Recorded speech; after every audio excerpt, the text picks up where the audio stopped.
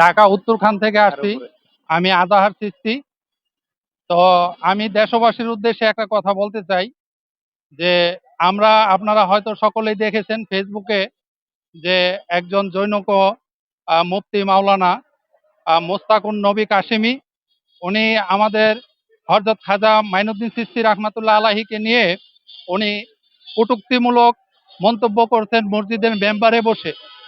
উনি বলেছেন খাজা বাবা ভুয়া। এই কথাতে আমরা মুসলমান হিসাবে আমাদের ধর্মীয় অনুভূতিতে উনি আঘাত করেছেন। তার জন্য আমরা তীব্র নিন্দা ও প্রতিবাদ জানাই এবং ঘৃণা জানাই। আমি মুস্তাকুন নবীকে বলতে চাই, আপনি খাজা বাবাকে যে বুয়া বললেন, আজকে আপনি যে মুসলমান, আপনার পূর্বপুরুষ, আপনার দাদা, তার দাদা কিয়া ছিল, আপনি একটু সেটা মানুষের জাতির সামনে প্রচার করেন। কারণ এই খাজা বাবা যদি পৃথিরাজার সাথে যুদ্ধ না করে ৯৭ লক্ষ মুসলমান তৈরি না করতেন, আমাদের এই বাংলাদেশে গরু গোবিন্দ রাজার সাথে যুদ্ধ করে হযরত শাহজালাল শাহ পরাণ ৩৬০ অলি ইসলাম প্রচার করার কারণেই আজকে আপনার মাথায় টুপি, আপনার মুখে দাড়ি।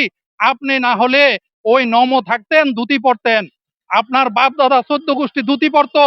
এই আপনার সেই পিছনের দিকে তাকায় কথা বললেন। আর আপনি খাজা বাবার নিয়ে কথা বলেন, সুফিবাদকে নিয়ে কথা বলেন, পীর অলিদেরকে নিয়ে কথা বলেন। মাদ্রাসায় যে প্রতিদিন বলাৎকার হচ্ছে, কই সেদিকে তো আপনার কোনো কথা নাই, ওইদিকে তো আপনার কোনো দৃষ্টি নাই। বলাৎকার হচ্ছে, কই তাদেরকে তো কোনো আপনারা শাস্তির আওতায় আনতেছেন না, তাদের সম্বন্ধে তো কোনো কথা বলেন না। আর বর্তমান সরকারের বিভিন্ন উপদেষ্টারা শুধু বলতেছেন মাজারের উপর আক্রমণ করা যাবে না, আমরা জিরো টলারেন্স। কই জিরো টলারেন্স শুধু মুখে বলেন, আপনাদের কার্যে তো সেটা প্রমাণ পাই না। আপনার তথ্য উপদেষ্টা মাহফুজ আলম সে বলছে জিরো টলারেন্স, পরিবেশ উপদেষ্টা রেজওয়ানা বন্যা সে বলছে জিরো টলারেন্স, এবং স্বরাষ্ট্র উপদেষ্টা বলছে জিরো টলারেন্স। ওই এখনো তো আমাদের মাজারগুলোতে হামলা হচ্ছে, এখনো তো আমাদের দরবারগুলোতে হামলা হচ্ছে, এখনো তো আমাদের খানকাগুলোতে হামলা হচ্ছে। পুলিশকে, আইন প্রশাসনকে জানাইলে তারা কোনো পদক্ষেপ নেয় না। আমাদের দেওয়ালে পিঠ থেকে গেছে।